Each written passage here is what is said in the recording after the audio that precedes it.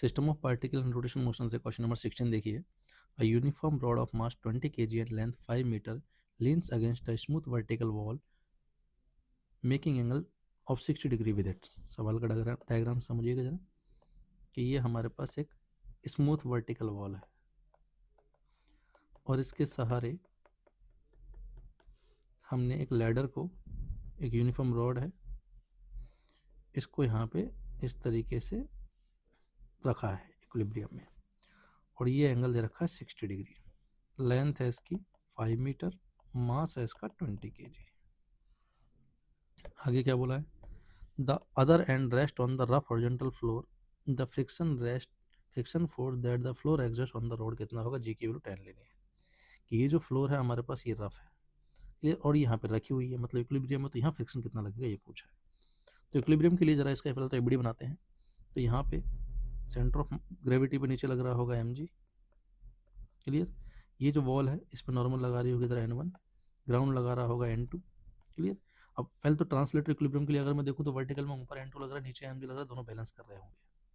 Horizontal में अगर मैं देखूँ तो n1 को बैलेंस करने के लिए पक्का यहाँ पे फ्रिक्शन की रिक्वायरमेंट है टुवर्ड्स लेफ्ट, तो और वो स्टैटिक फ्रिक्शन रहा होगा. तो स्टैटिक फ्रिक्शन की वैल्यू कितनी रही होगी? n1 के बराबर. मैं सीधा म्यू इंटू नॉर्मल नहीं बोल सकता क्योंकि लिमिटिंग लगे जरूरी नहीं है, स्टैटिक लगेगा इतना पता है, और स्टैटिक की वैल्यू लिमिटिंग है उससे कम कुछ भी हो सकती है, क्लियर. अब हमें फर्दर और इक्वेशन की जरूरत पड़ रही है इसको सॉल्व करने के लिए, तो अपन क्या करते हैं, रोटेटरी इक्विलिब्रियम को काम ले लेते हैं. तो मैं इस पॉइंट ओ के अबाउट इस पर टॉर्क बैलेंस करा रहा हूँ. अबाउट ओ टॉर्क बैलेंस कराते हैं क्योंकि इससे क्या नॉर्मल और n2 और फ्रिक्शन का टॉर्क जो है वो एलिमिनेट हो जाएगा. तो ओ के अबाउट अगर मैं टॉर्क बैलेंस कराऊँ तो हमारे पास नॉर्मल का टॉर्क कितना आएगा? ये एंगल है हमारे पास 60 30 हो जाएगा 60, ठीक है. और एम का टॉर्क कितना आ जाएगा हमारे पास? ये 60 है तो ये हो जाएगा 30, क्लियर, ठीक है. तो अगर ओ के अबाउट अगर देखा जाए तो एम का टॉर्क आएगा एंटी क्लॉकवाइज और नॉर्मल का टॉर्क आएगा n1 का टॉर्क आएगा क्लॉकवाइज, और ये दोनों एक दूसरे को बैलेंस कर रहे होंगे तभी जाके इक्विलिब्रियम में रहेगा. अब बस इनको मैग्नीट्यूड को बराबर कर दो. तो ग्रेविटी का टॉर्क कितना आएगा हमारे पास? ये आएगा mg का ये तरह वाला कंपोनेंट ले लो, mg cos 30, ये तो हो गया f परपेंडिकुलर इनटू ऑब्जर्वेशन से इसकी लेंथ डिस्टेंस कितनी हो गई? l/2. नॉर्मल का टॉर्क कितना आएगा? नॉर्मल के लिए अगर मैं बात करूं तो नॉर्मल का परपेंडिकुलर कंपोनेंट हो गया n1 sin 60, sorry n1 cos 60. ये हो गया हमारे पास f परपेंडिकुलर, इसकी ऑब्जर्वेशन पॉइंट से डिस्टेंस हो गई l के बराबर.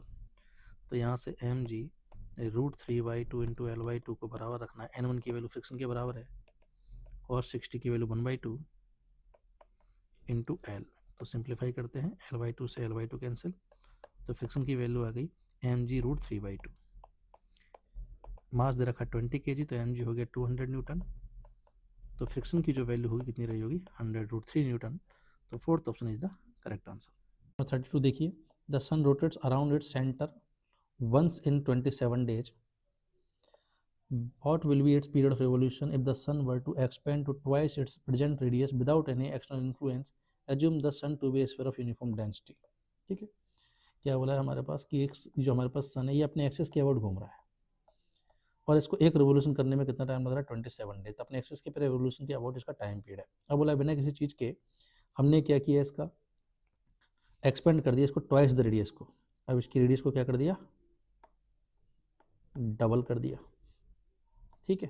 तो इसका मोमेंट ऑफ इनर्शिया डबल हमारे पास बढ़ जाएगा, ऐसे में ओमेगा चेंज हो जाएगा तो टाइम पीरियड भी चेंज हो जाएगा. नया टाइम पीरियड पूछा है, ध्यान देना. केप्लर्स लॉ मत लगा देना इसमें. केप्लर्स लॉ तब लगता है जब हमारे पास कोई पार्टिकल किसी स्टार के चारों तरफ कोई प्लेनेट जो है वो स्टार के चारों तरफ ऑर्बिटल मोशन करे. ये यहाँ पर अपने एक्सिस के और रोटेशन की बात हो रही है, तो ये ग्रेविटेशन का नहीं, सिस्टम ऑफ पार्टिकल का सवाल है, क्लियर.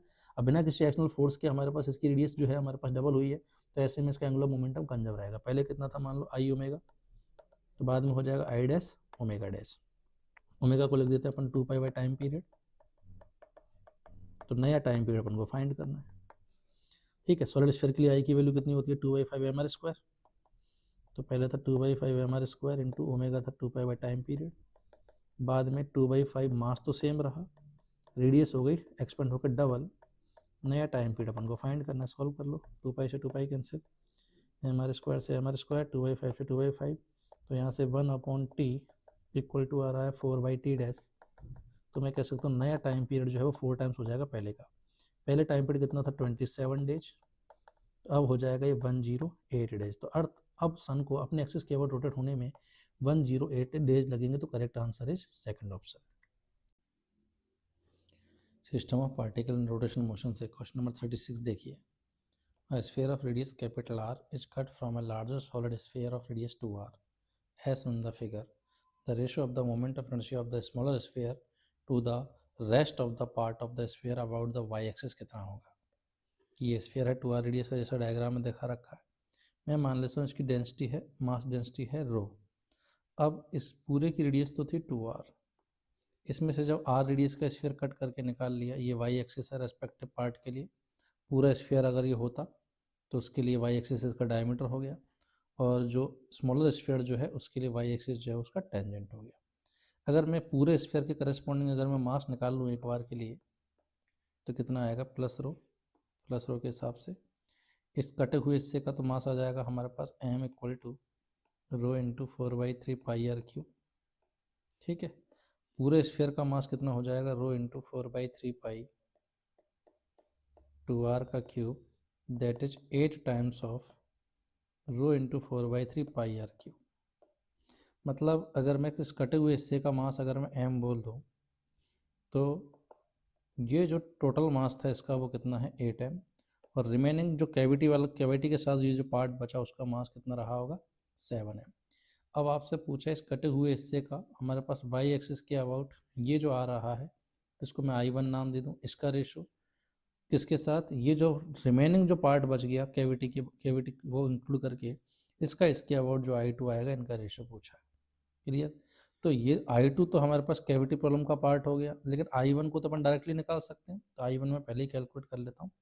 I1 की वैल्यू कितनी हो जाएगी, इस स्फीयर के लिए सेंटर ऑफ मास के अबाउट डायमीटर से पास होने के वाले के अबाउट कितना आता है 2/5 mr², और by parallel axis theorem I about y axis for the sphere of the capital R radius कितना हो जाएगा पैरेलल एक्सिस थ्योरम से 2/5 mr² प्लस m इंटू बीच के सेपरेशन का स्क्वायर, दैट इज 7/5 mr²। ये तो आ गया I1। अब इस कैविटी के कटने के बाद में ये जो रिमेनिंग पार्ट है इसका अपन को I2 फाइंड करना है। तो इसके लिए ज़रा इसको अलग से सॉल्व करते हैं। ज़रा देखना क्या हो गया कि ये हमारे पास स्फीयर था, ठीक है, और इसकी रेडियस कितनी थी हमारे पास 2r। हमने इसमें से r रेडियस का स्फीयर कट करके निकाल लिया, और यहाँ मास भरा हुआ है रो डेंसिटी का। मैं मान लेता हूँ कि ये जो कटा हुआ हिस्सा खाली जो जगह यहाँ पे प्लस का रो भी है और माइनस का रो भी है। इससे क्या होगा, मैं इसको एक तो पूरे प्लस रो को जब एक साथ देखूंगा तो ये प्लस रो से भरा हुआ 2r रेडियस का स्फीयर नज़र आएगा, और साथ में केवल माइनस रो को अगर एक साथ देखूंगा तो माइनस रो से भरा हुआ r रेडियस का स्फीयर नज़र आएगा। क्लियर। तो सुपर पोजिशन से मैं इसको इस कैविटी वाले पार्ट को इसको इस पूरे भरे हुए सॉलिड स्फीयर और नेगेटिव मास से भरे हुए रो रेडियस के माइनस रो रेडियस के स्फीयर का कॉम्बिनेशन मान सकता हूँ।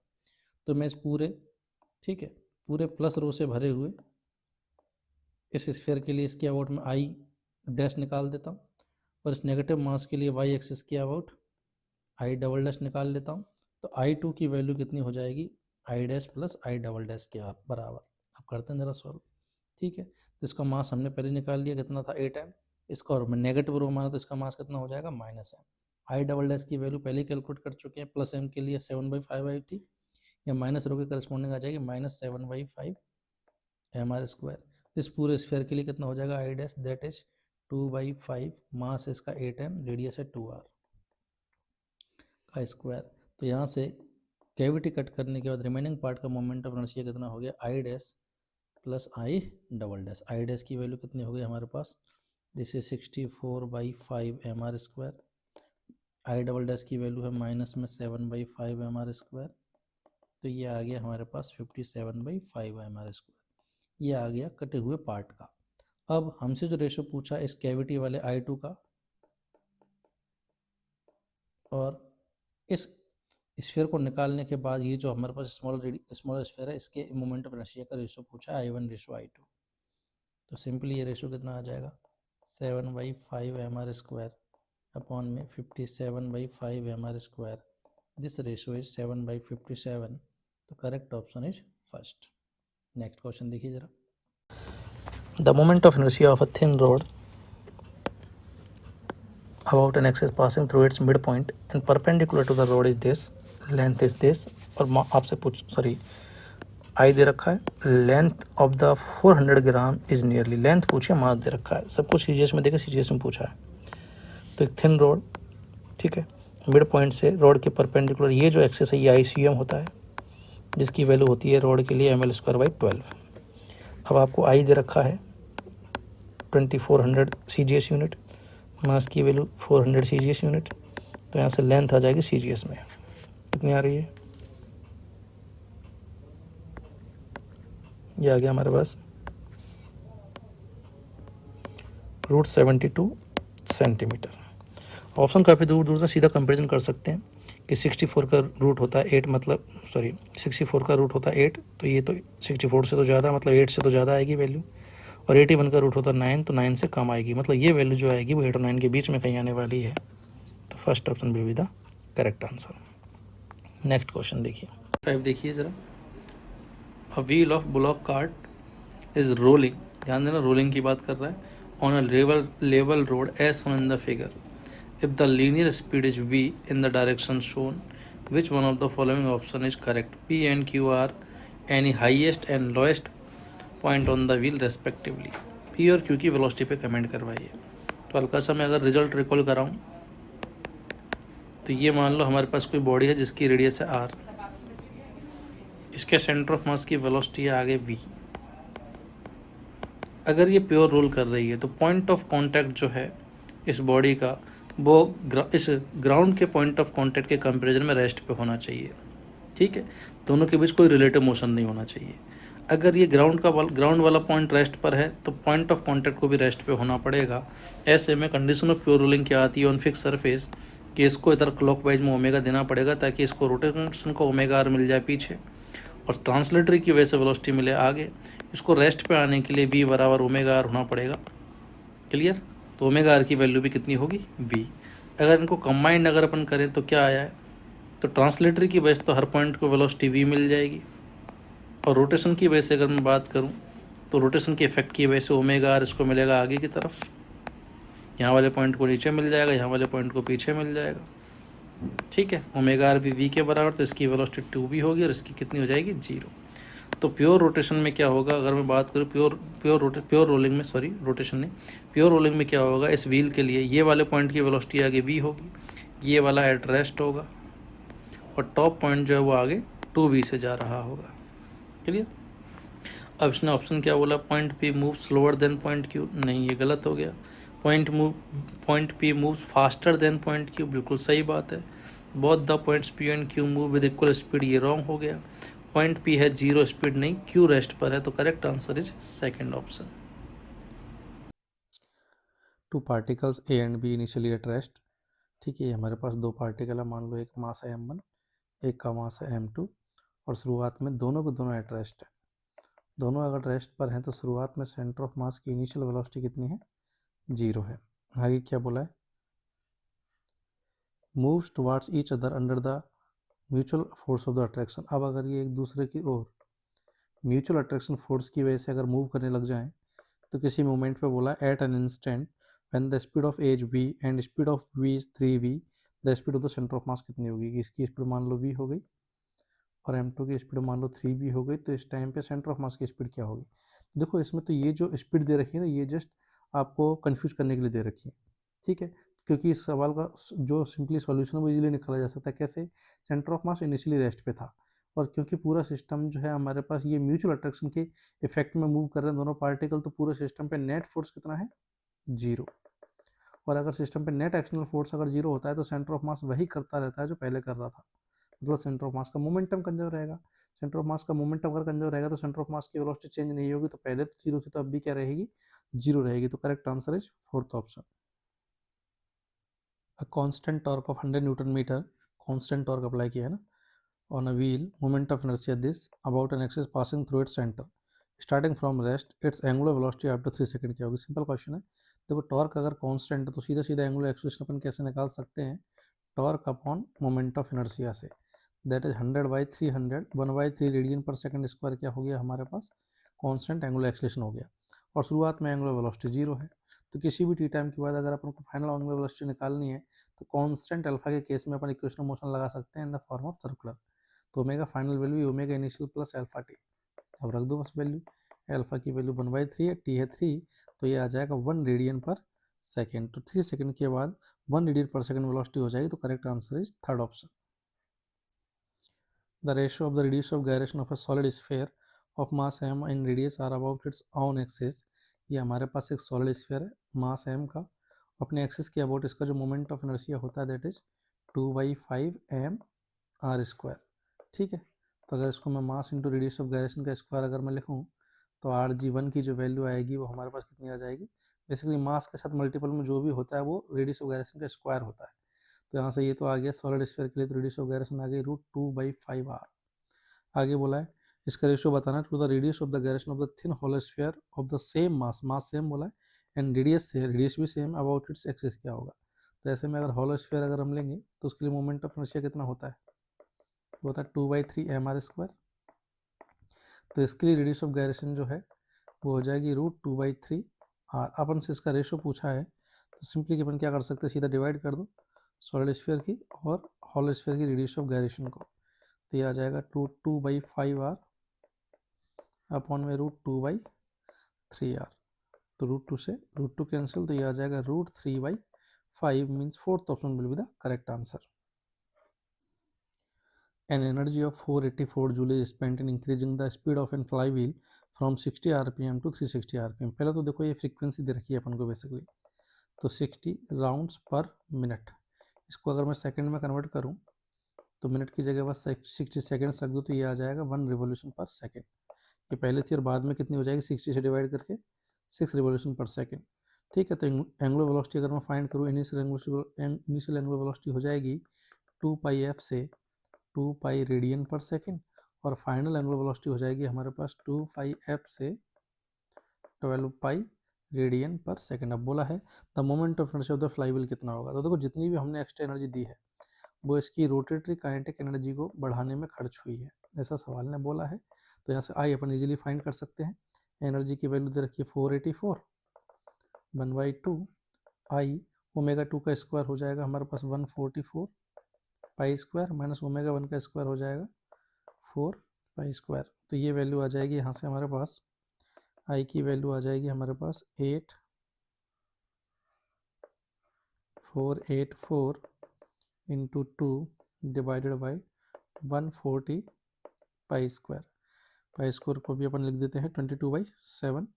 तो 22/7 का स्क्वायर अगर अपन करेंगे तो 22 का स्क्वायर तो हो जाएगा ये 484 और नीचे आ जाएगा 7 का स्क्वायर। तो इससे तो ये कैंसिल, तो आई की वैल्यू आ गई हमारे पास 14 into 7/140 that is 0.7 SI unit. तो section option will be the correct answer.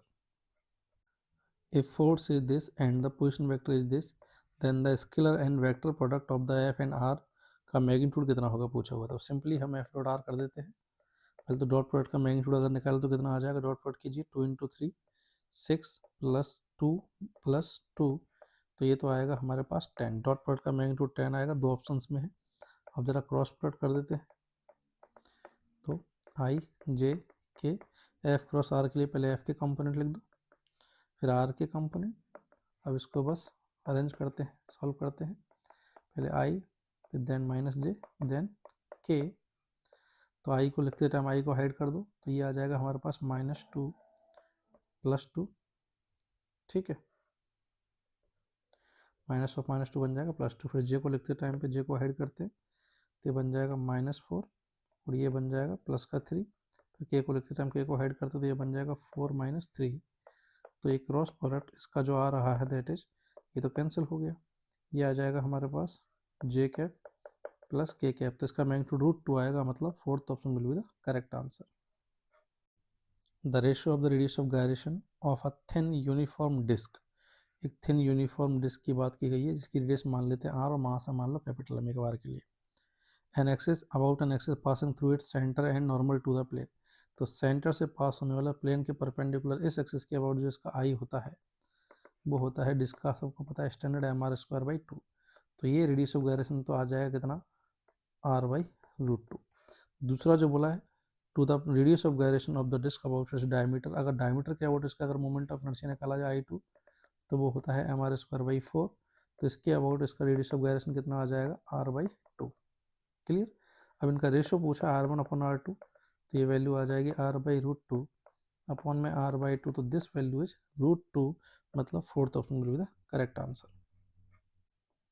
Two objects of mass 10 kg and 20 kg respectively are connected to the two ends of a rigid rod of length 10 metre with negligible mass। कि ये हमारे पास एक rigid rod है और इसका खुद का कोई मास नहीं है और इसके एंड्स पर यहाँ पर रखा हुआ है 10 kg और यहाँ पर है 20 kg। क्लियर। केवल इन दोनों का मास और इनके बीच का सेपरेशन दे रखा है 10 मीटर। आगे बोला था distance of the centre of mass of the system from the 10 kg। 10 kg से हमारे पास सेंटर ऑफ मास की क्या डिस्टेंस होगी। तो एक चीज़ तो क्लियर है कि जो सेंटर ऑफ मास होता है वो ज़्यादा मास की तरफ होता है। क्लियर है। तो ये जो डिस्टेंस है यहाँ से 10 kg से, अगर इसको मैं x मान लूँ तो ये हो जाएगी 10 - x और पक्का x की वैल्यू 5 से तो ज़्यादा होगी। तो 5 से ज़्यादा हमारे पास, ठीक है, 5 से ज़्यादा ये तो हो नहीं सकता।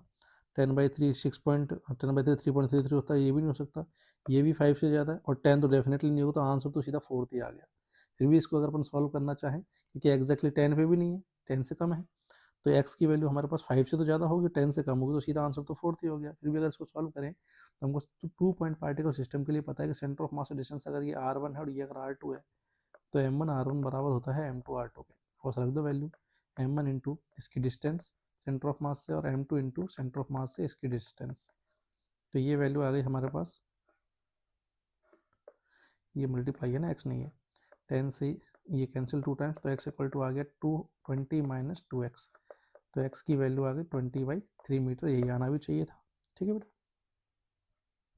The angular speed of a fly wheel moving with uniform angular acceleration. Angular acceleration uniform बोला हुआ है ना, चेंजेस फ्रॉम इतना आरपीएम टू इतना आरपीएम इन 16 सेकंड, और एंगुलर एक्सलेशन की वैल्यू पूछी हुई है। तो देखो अल्फा की वैल्यू अगर कांस्टेंट है तो सीधा सीधा निकाल सकता हूँ omega final minus omega initial upon में टाइम से। क्लियर है। अब टाइम दे रखा है 16 सेकंड। अब यहाँ ओमेगा नहीं है, अपन को फ्रीक्वेंसी दे रखी है आरपीएम में। तो पहले तो इसको रिवॉल्यूशन पर सेकंड में कन्वर्ट करने के लिए 60 से डिवाइड कर दो, तो ये बन जाएगा हमारे पास 20 आरपीएस फर्स्ट वाला फ्रीक्वेंसी, और सेकंड फ्रीक्वेंसी हो जाएगा हमारे पास 60 से डिवाइड करने पर 3120 को 60 से अगर तुम डिवाइड करो तो ये हो जाएगा हमारे पास 52। ठीक है। ये तो फ्रीक्वेंसी आई है हमारे पास। तो ओमेगा फाइनल की वैल्यू हो जाएगी 2πf2 माइनस 2πf1 से ये आ गया डेल्टा ओमेगा। अब बस रख दो वैल्यू 2π, फाइनल फ्रीक्वेंसी है 52 और इनिशियल थी 20, टाइम लगा है 16, तो इतना आ जाएगा रेडियन पर सेकंड स्क्वायर में। और हमसे पूछा भी रेडियन पर सेकंड स्क्वायर में ही, तो ये वैल्यू होगा 2π और ये आ गया हमारे पास 32/16। तो ये वैल्यू आ गई 4π रेडियन पर second square, means fourth option is the correct answer. From a circular ring of the mass capital M and radius capital R and r corresponding to 90 degree sector is remove. बोला है कि ये हमारे पास एक circular ring है, ठीक है, जिसका मास एम है, रेडियस आर है, और इसमें से अगर एक क्वार्टर पार्ट निकाल लिया जाता है तो ये इतनी रिंग बच गई हमारे पास। ठीक है। तो मास इसका कितना रह जाएगा m/4। आगे बोला है मास कितना रह जाएगा 3m/4। आगे बोला है the moment of inertia of the remaining part of the ring about an axis passing through the centre of the ring perpendicular to the plane. मतलब इस एक्सिस के अबाउट इसका मोमेंट ऑफ इनर्शिया जो है वो k टाइम्स mr² है। तो k की वैल्यू पूछी है। तो देखो यहाँ पे सीधे सीधे से रिजल्ट है कि कोई भी आर्क अगर है, ठीक है, चाहे वो यूनिफॉर्म हो चाहे नॉन यूनिफॉर्म, ठीक है, उसका मास अगर m है, रेडियस अगर r है, तो इसके सेंटर से पास होने वाला प्लेन के परपेंडिकुलर एक्सिस के अबाउट मोमेंट ऑफ इनर्शिया होता है mr²। ये इसकी रेडियस पे डिपेंड नहीं करता। बस सिंपली इस रिजल्ट को अपन काम में ले लेते हैं। तो शुरुआत में इसका मोमेंट ऑफ इनर्शिया कितना था, इस एक्सिस के अबाउट mr²। अब मास ही 3/4 रह गया, तो मोमेंट ऑफ इनर्शिया भी कितना हो जाएगा 3/4 mr²। तो k की वैल्यू कितनी होगी 3/4। Uniform rod of length 200 centimetre and mass 500 ग्राम। ये हमारे पास 200 सेंटीमीटर और 500 ग्राम की एक रॉड दे रखी है। Is balance on a wedge placed at 40 centimetre mark. यहाँ 40 सेंटीमीटर पे एक सपोर्ट रखा हुआ है। Mass of 2 kg suspended from the rod at 20 centimetre mark पर 2 kg लटकाया गया है। Another unknown mass m is suspended from the rod at 160 mark. यहाँ पे इस में लटकाया गया है। Find the value of m such that the rod is in equilibrium. अगर रॉड इक्विलिब्रियम है तो इसकी वैल्यू अपन को फाइंड करानी है। तो अपन ऐसा करते हैं, इस सस्पेंशन पॉइंट ओ के अबाउट जो है अपन क्या कर देते हैं, इसका टॉर्क बैलेंस कराए थे, क्योंकि अगर इक्विलिब्रियम है तो टॉर्क बैलेंस होगा। ठीक है। तो जरा मैं इसका डायग्राम फिर से बना रहा हूँ कि ये तो हो गया हमारे पास O, जिस पे लग रहा होगा मान लो नॉर्मल ऊपर की तरफ, क्लियर। और यहाँ से ये है 40 से 20 सेंटीमीटर वाले मार्क पे, मतलब 20 सेंटीमीटर सेपरेशन पे यहाँ लग रहा है 2G न्यूटन, ठीक है। और यहाँ पे 160 वाला मार्क, तो ये है 40 वाला मार्क और ये है 160 वाला मार्क, तो उनके बीच का सेपरेशन कितना होगा 120 सेंटीमीटर, इस पे लग रहा है mg। और साथ में इसका सेंटर ऑफ मास कहाँ पे होगा 100 पर, तो 100 सेंटीमीटर पे लग रहा होगा इसका आधा किलो, 500 ग्राम आधा किलो का वेट, हाफ जी, ठीक है। तो ये 100 है, ये 40 है, तो ये सेपरेशन कितना हो जाएगा 60 सेंटीमीटर। तो ओ की अबाउट टॉर्क बैलेंस कराते हैं, तो अबाउट ओ, अगर नेट टॉर्क अगर 0 है तो हाफ के जी और एम जी का जितना टॉर्क क्लॉकवाइज है उतना ही 20G का एंटी क्लॉकवाइज होगा, क्योंकि नॉर्मल का टॉर्क तो 0 है ही, ओ की अबाउट, ठीक है। तो टॉर्क बैलेंस कराते हैं, तो 2G का टॉर्क तो कितना हो जाएगा हमारे पास 2G into 20 centimetre anticlockwise में, और इसका मैग्नीट्यूड बैलेंस करना चाहिए किससे, half g into 60 plus m g into 120 को, तो जी कैंसिल, ठीक है। तो ये वैल्यू साथ में 20 से ये 3 टाइम्स और ये 6 टाइम्स, तो ये वैल्यू आ गई 2 इक्वल टू 1.5 प्लस 6m, तो 6m इक्वल टू हो गया हमारे पास 0.5, m की वैल्यू आ गई हमारे पास 5/60, या बोल दो 1/12 kg, means first option will be the correct answer. Origin क्या वो टॉर्क बताना है, ऑफ ए फोर्स दे रखा है अपन को 3J cap newton, acts on a particle whose position vector is this, तो ये हमारे पास फोर्स जिस पॉइंट पे एक्ट कर रहा है उसका पोजिशन वेक्टर आर कितना दे रखा है, दैट इज 2K कैप। तो सीधा टॉर्क निकालना, तो टॉर्क की वैल्यू कितनी हो जाएगी R क्रॉस एफ, जिसमें R पार्टिकल का पोजिशन वेक्टर नहीं, ऑब्जर्वर के रेस्पेक्ट में फोर्स का पॉइंट ऑफ एप्लीकेशन होता है, क्योंकि यहाँ ऑब्जर्वर ओरिजिन पे है, तो इसलिए उस पार्टिकल का जो पोजिशन वेक्टर है वही हमारे पास फोर्स के पॉइंट ऑफ एप्लीकेशन का भी हो गया, क्लियर। तो R की वैल्यू तो है 2K कैप, क्रॉस प्लॉट करना है इसका एफ 3J कैप के साथ, तो मैग्नीट्यूड तो हो गया 6, अब K क्रॉस J क्या होता है -I, तो ये होगा -6I cap newton metre. Two particles of mass 5 and 10 kg respectively are attached to two ends of a rigid rod of length 1 meter with negligible mass। ये negligible mass, इसका खुद का कोई तो मास नहीं है, ठीक है, और इसकी 1 मीटर लेंथ है। यहाँ पे हमारे पास एक 5 kg है और यहाँ एक 10 kg है। एक चीज़ तो क्लियर है, सेंटर ऑफ मास पक्का यहाँ कहीं होगा, मतलब 5 kg से इसकी डिस्टेंस जो है पक्का हाफ मीटर से ज़्यादा होगी, ठीक है। तो 50 सेंटीमीटर से ज़्यादा और पक्का 100 सेंटीमीटर से कम होगी। आगे क्या बोला है, the centre of mass of the system from the 5 kg nearly कितनी डिस्टेंस पे होगा, तो ऐसा ऑप्शन देखो जो 50 से ज़्यादा और 100 से कम हो, तो 50 से ज़्यादा ये भी है, ये भी है और ये, ठीक है। 50 से ज़्यादा दो है और 100 से कम दो ऑप्शन हो सकते हैं, आपको सॉल्व भी करना पड़ेगा। तो अपन क्या करते हैं, इस डिस्टेंस को x मान लेते हैं, तो ये हो जाएगी 100 माइनस x सेंटीमीटर। हमको पता है 2 पार्टिकल सिस्टम के लिए सेंटर ऑफ मास से अगर m1 की डिस्टेंस r1 है, m2 की डिस्टेंस r2 है, तो m1 r1 बराबर m2 r2 होता है। बस इसी रिजल्ट को काम में लेते हैं, तो 5 kg इंटू इसकी डिस्टेंस सेंटीमीटर में, 10 kg इंटू इसकी डिस्टेंस सेंटर ऑफ मास से सेंटीमीटर में, तो ये वैल्यू आ गई x equal to 200 minus 2x, तो x की वैल्यू आ जाएगी 200/3 सेंटीमीटर, दैट इज 66.66 सेंटीमीटर, तो near about 67 centimetre. Second option will be the correct answer. 3 identical spheres each of mass m are placed at the corners of a right angle triangle with mutually perpendicular sides equal to 2 metre. ये हमको diagram दे रखा है, इसमें 3 particle जो है वो 2m distance पे रखे हुए हैं। आपसे बोला है taking the point of the intersection of two mutually perpendicular sides at the origin, इस पॉइंट को अगर ओरिजिन ट्रीट किया जाए, find the position vector of the centre of मास कितना होगा, तो सीधे सीधे सेंटर ऑफ मास का फॉर्मूला लगाना है बस, ठीक है। तो इस पॉइंट के कोऑर्डिनेट तो 0 0 हो जाएंगे, इसके हो जाएंगे 2,0 और इसके हो जाएंगे 0,2, तो सेंटर ऑफ मास की पोजीशन हो जाएगी m1 r1 plus m2 r2 plus m3 r3 upon में टोटल मास, तो ये वैल्यू आ गई 2/3 I cap plus j cap, means fourth option is the correct answer. The angular speed of the wheel of a vehicle is increased from 360 rpm to 1200 rpm। पहले तो इनकी frequency को मैं revolution per second में convert कर लेता हूँ, ठीक है। तो रिवोल्यूशन पर मिनट को, रिवोल्यूशन पर मिनट में मिनट की जगह बस 60 रख दो, मतलब इसको 60 से डिवाइड कर दो तो ये रिवोल्यूशन पर सेकंड में आ जाएगा। तो ये आ जाएगा हमारे पास 6 रिवोल्यूशन पर सेकंड इनिशियली था, और फाइनली कितना करना है तो ये हो जाएगा हमारे पास 20 revolution per second.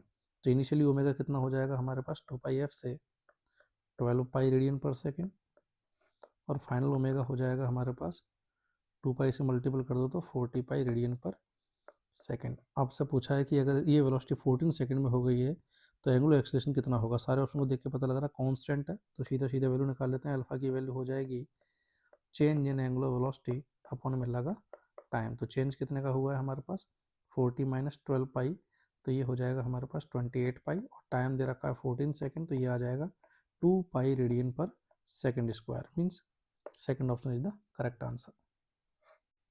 An object is flying in air with velocity this. ये हमारे पास कोई ऑब्जेक्ट है जिसका कुछ मास रहा होगा, ठीक है। इसकी इनिशियल वेलोसिटी दे रखी है 20 I cap plus 25 J cap minus 12 K cap. आगे बोला सडनली ब्रेक्स इनटू 2 पीसेस हुई masses are in the ratio 1 and 5। अब ये इस तरीके से टूट गए कि एक का मास मैं x मान लेता हूँ, दूसरे का है 5x, टोटल मास हो जाएगा 6x equal to m। The smaller mass flies off with velocity this v1, the velocity of the larger piece क्या होगी। तो देखो अगर ये एक्सप्लोड हुआ है हमारे पास, तो इस पर अगर इधर फोर्स लगा तो इस पर इधर लगा होगा, तो पूरे सिस्टम का मोमेंटम कंजर्व रहेगा just before and just after explosion. तो अपन मोमेंटम कंजर्व करा देते हैं पूरे सिस्टम का। तो एक्सप्लोजन से जस्ट पहले और एक्सप्लोजन के जस्ट बाद पूरे सिस्टम का मोमेंटम कंजर्व होगा।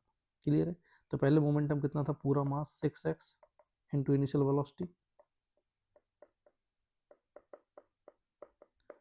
ठीक है। बाद में मोमेंटम कितना हो जाएगा हमारे पास, स्मॉलर वाले का मास इंटू इसकी वेलोसिटी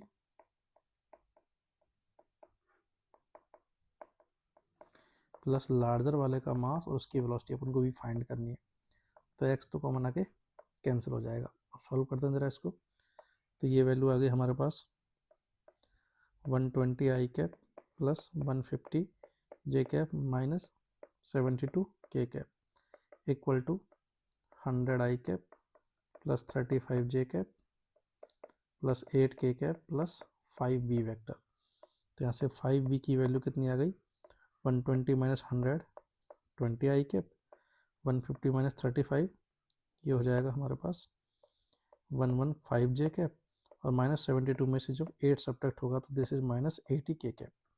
तो यहाँ से वेलोसिटी वेक्टर कितना आ जाएगा 4 आई कैप प्लस 23 जे कैप माइनस 16 के कैप। तो सेकंड पार्टिकल की वेलोसिटी इतनी होगी। ऐसा कौन सा ऑप्शन है, तो second option is the correct answer. A particle starting from rest, initially उसकी एंगुलर वेलोसिटी या बोल दो स्पीड 0 है, moves in a circle of the radius r, it attains velocity of v0 metre per second in nth round. nth round के बाद उसकी speed अगर v0 हो गई तो एंगुलर वेलोसिटी तो कितनी हो गई होगी v0 बाई r। और nth राउंड में मतलब nth राउंड में टोटल कितना एंगुलर डिस्प्लेसमेंट हो गया हमारे पास, n राउंड, एक राउंड में 2 पाई रेडियन घूमता है, तो n राउंड में n इंटू 2 पाई रेडियन ये घूम चुका है। एंगुलर एक्सेलरेशन पूछा है, और सारे ऑप्शन को देख के पता लग रहा है कि कांस्टेंट भी, तो सीधा सीधा इक्वेशन मोशन लगा सकते हैं अपन, ठीक है। तो फाइनल वेलोसिटी को जीरो, फाइनल वेलोसिटी हमको पता है, इनिशियल वेलोसिटी पता है, थीटा पता है, और अल्फा निकालना है। तो सीधा ओमेगा फाइनल का square equal to omega initial का स्क्वायर प्लस 2 अल्फा थीटा लगाए थे। इनिशियली ओमेगा तो 0 था, ओमेगा फाइनल हो जाएगा वी नोट बाई आर, तो ये बन जाएगा वी नोट का square by r square equal to 2 alpha, theta की वैल्यू है 2n पाई। तो यहाँ से अल्फा की वैल्यू आ गई हमारे पास वी नोट का स्क्वायर अपॉन में आर स्क्वायर 4n पाई। इतना एंगुलर एक्सेलरेशन रहा होगा। तो कौन सा ऑप्शन है, वी नोट स्क्वायर तो इन तीनों में है ही, साथ में आर स्क्वायर आना चाहिए, इसमें आर है, आर स्क्वायर इसमें भी है, अपन में 4n पाई होना चाहिए। तो वी नोट स्क्वायर अपन में 4n pi r square, fourth option is the correct answer. A solid cylinder of mass 2 kg in radius 4 centimetre ये rotating about its axis at the rate of 3 rpm। इसको 60 से अगर मैं divide करूँ तो ये frequency आ जाएगी 3/60 से 1/20 रिवोल्यूशन पर सेकेंड। मतलब ओमेगा कितना हो जाएगा, 2 पाई से अगर मल्टीपल कर दिया जाए इसको तो π/10 रेडियन पर सेकेंड। क्लियर है। The torque required to stop after 2 pi revolution. अब रिवोल्यूशन 2 पाई है, मतलब एंगुलर डिस्प्लेसमेंट जो है रुकने से पहले वो कितना हो जाएगा, नंबर ऑफ रिवोल्यूशन इंटू एक रिवोल्यूशन का डिस्प्लेसमेंट एंगुलर वाला, इतना रेडियन। अब आप चाहो तो इसको वर्किंग थ्योरम से भी कर सकते हो, सिंपल काइनेमेटिक्स से भी कर सकते हो, तो मैं सिंपल काइनेमेटिक्स से लगा रहा हूँ इसको। क्लियर है। तो ओमेगा फाइनल का square equal to omega initial का स्क्वायर माइनस 2 अल्फा थीटा, क्योंकि रुक रहा है मतलब अल्फा अपोजिंग होगा। क्लियर। और सारे ऑप्शन बता रहे हैं कि टॉर्क कांस्टेंट है, मतलब एंगुलर एक्सेलरेशन भी कांस्टेंट रहा होगा। इसको 0 करते हैं तो यहाँ से अल्फ़ा की वैल्यू आ जाएगी ओमेगा इनिशियल का square by 2 theta. Omega initial था पाई बाई 10, तो इसका स्क्वायर हो जाएगा पाई स्क्वायर बाई 100 अपॉन में 2 थीटा हो जाएगा हमारे पास। थीटा है हमारे पास कितना 4 पाई स्क्वायर, तो 2 थीटा हो जाएगा 8 पाई स्क्वायर। तो अल्फ़ा की वैल्यू तो आ गई 1/800 रेडियन पर सेकेंड स्क्वायर। हमसे पूछा है टॉर्क, तो टॉर्क की वैल्यू हो जाएगी आई अल्फ़ा। अब एक सॉलिड सिलेंडर के लिए अपने मेजर एक्सिस की अबाउट मोमेंट ऑफ इनर्शिया होता है mr स्क्वायर बाई 2। बस सवाल खत्म हो, तो वैल्यू रख दो। मास की वैल्यू है 2, रेडियस है 4 सेंटीमीटर का स्क्वायर, तो ये हो जाएगा 16 इंटू 10⁻⁻4 बाई 2। अल्फ़ा की वैल्यू 1/800, तो ये वैल्यू आ रही है हमारे पास 2 into 10⁻⁻6 newton metre. Means first option is the correct answer. A solid sphere is rotating freely about its axis of symmetry in free space। ये हमारे पास एक सॉलिड स्फीयर है और फ्री स्पेस में अपने एक्सिस के अबाउट घूम रहा है। The radius of the sphere is increase keeping its mass से। मास इसका मान लो m है और इसकी रेडियस को हमने बढ़ा दिया। विच of the following physical quantity would remain constant for the sphere. ठीक है, तो अगर तुम मास बढ़ाओगे तो एक चीज़ तो क्लियर है कि आई की वैल्यू 2/5 mr स्क्वायर होती है।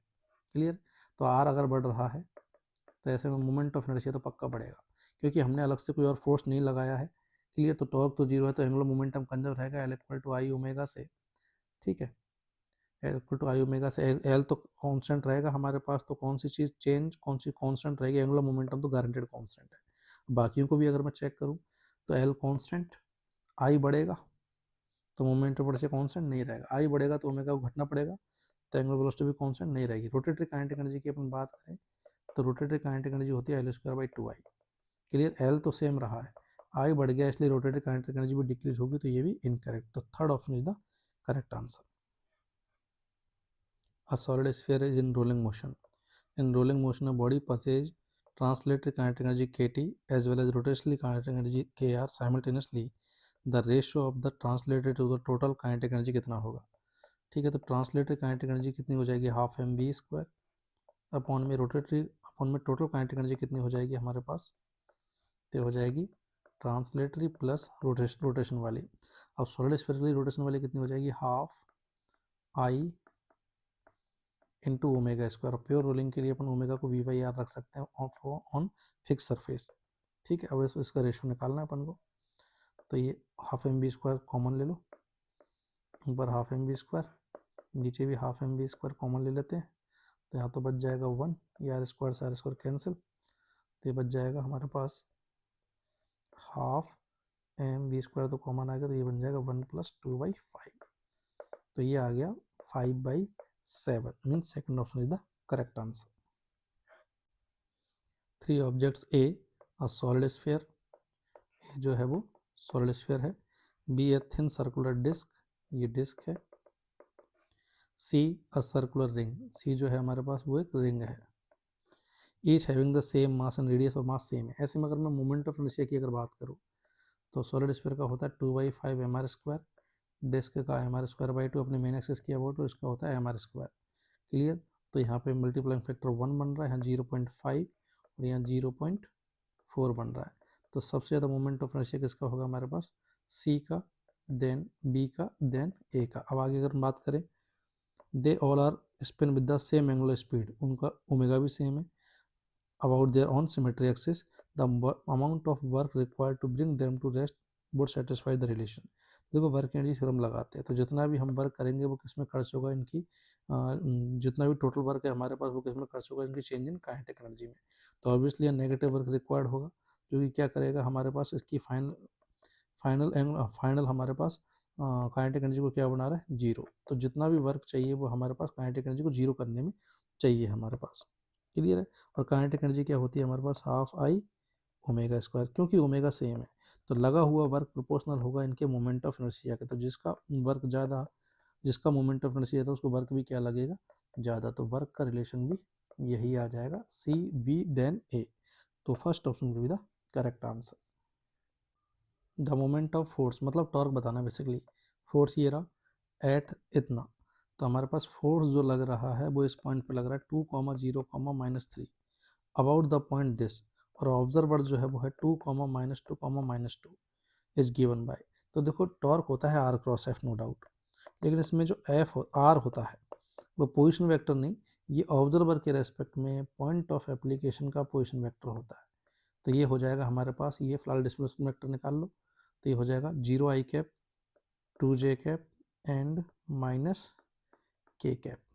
ठीक है, ये आ गया r, बस इसको क्रॉस प्रोडक्ट करना है अब तो 2 j कैप माइनस k को क्रॉस करना है 4i plus 5j minus 6k से। आप चाहो तो आप डायरेक्ट मल्टीप्लाई भी कर सकते हो, अदरवाइज आप मैट्रिक्स बना लीजिए इसका। तो कितना आ जाएगा 0 2 माइनस 1 4 5 माइनस 6। इससे भी फास्ट करने के लिए आप ऐसा भी कर सकते हो कि जो भी ऑप्शन दे रखे हैं उनमें से किसी भी एक के साथ डॉट कर दो, क्योंकि क्रॉस प्रोडक्ट से हमेशा परपेंडिकुलर ही आता है, तो जिसका भी डॉट हमारे पास मैच हो जाएगा वो आंसर हो जाएगा।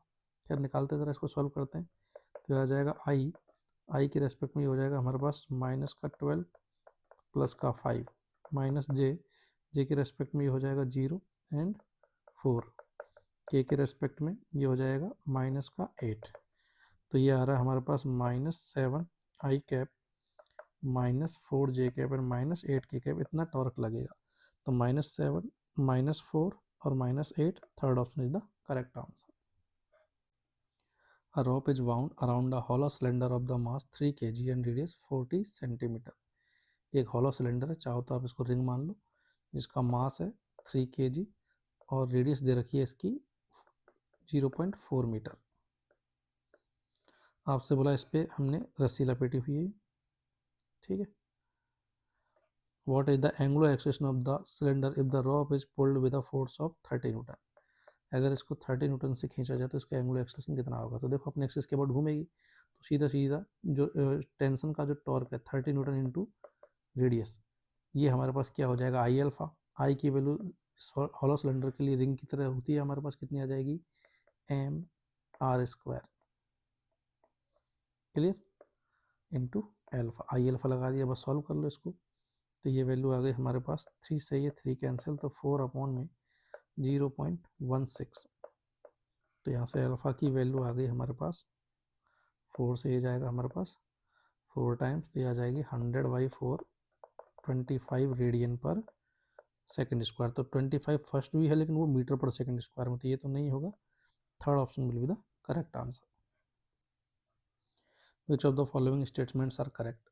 Centre of mass of a body always coincide with the centre of gravity of the body. तो देखो सेंटर ऑफ मास जो होता है वो होता है m1r1 plus m2r2 and so on upon में m1 प्लस m2, क्लियर है। लेकिन सेंटर ऑफ ग्रेविटी जो होता है वो होता है m1 g1 r1 plus m2 g2 r2 and so on upon में m1 g1 plus m2 g2 and so on.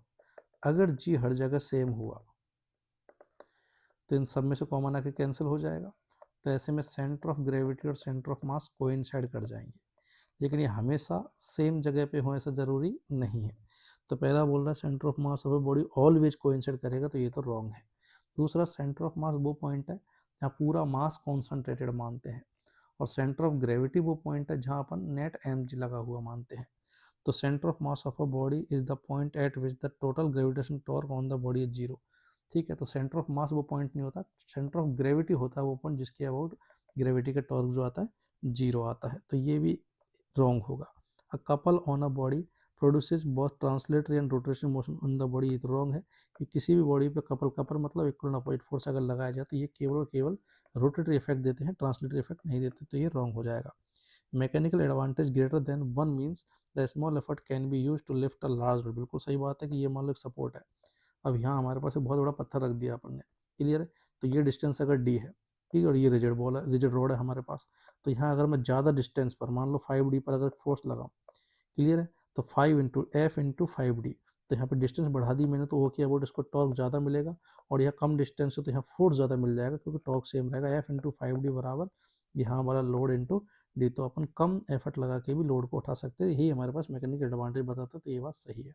अब ऐसा तो कोई ऑप्शन मैच ही नहीं कर रहा है, तो यहाँ पे एनटी ने क्या किया, ये जो बी वाला ऑप्शन जो है, क्योंकि डी वाला तो गारंटेड सही है, तो ये भी हो सकता है और ये भी हो सकता है, क्लियर। सी वाला गारंटेड रॉन्ग है हमारे पास, तो सी और डी वाला मतलब फोर्थ तो गारंटेड रॉन्ग है, क्लियर। तो फर्स्ट आंसर को यहाँ पे आंसर कंसिडर किया गया था, क्या मान करके कि देखो सेंटर ऑफ मास रियलिटी में तो ग्रेविटी का जो टॉर्क होता है हमारे पास सेंटर ऑफ ग्रेविटी के अबाउट 0 होता है।